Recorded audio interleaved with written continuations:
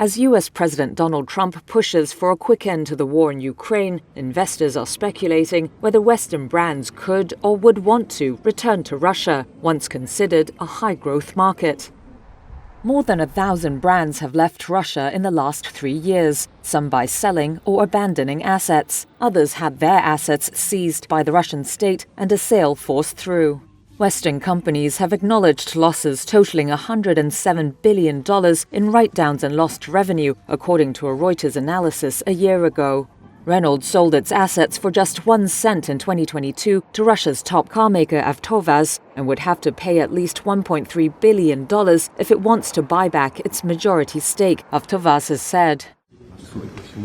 After senior US and Russian officials met on February 18th for the first time since the war, Russia's special international investment envoy Kirill Dmitriev said he expects some US companies to return as early as the second quarter, though he gave no details.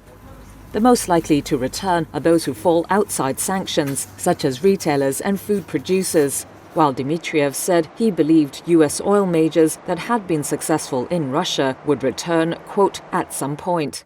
A senior Russian lawmaker has said Visa and MasterCard would soon restore payment services, but for now, sanctions bar financial or related energy services from being offered to Russia.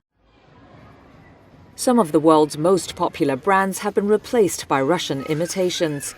The more than 800 McDonald's restaurants in the country now operate under a local brand. And Starbucks is now called Stars Coffee under new Russian owners. Some locals say they have missed Western brands. It is very much felt. For example, Uniqlo, where one could buy basic t-shirts. I'm talking about a budget-friendly segment where most people shop. McDonald's got worse. There are no potato wedges anymore.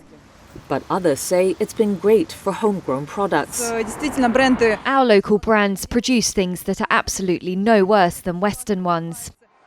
Carmakers may have a harder chance of getting a foothold again. Chinese rivals now have more than half of the market share, up from less than 10% 3 years ago.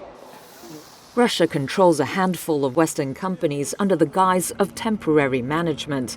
This year, it has quickened its pace in seizing assets of companies with links to foreign ownership. It may take more convincing for investors to return. Shortly after the invasion, hundreds of brands issued statements condemning Russia's aggression against Ukraine. That framed their exit or suspension of business in moral terms. If a deal to end the war rewards Russia with Ukrainian territory, those companies will risk reputational damage by returning.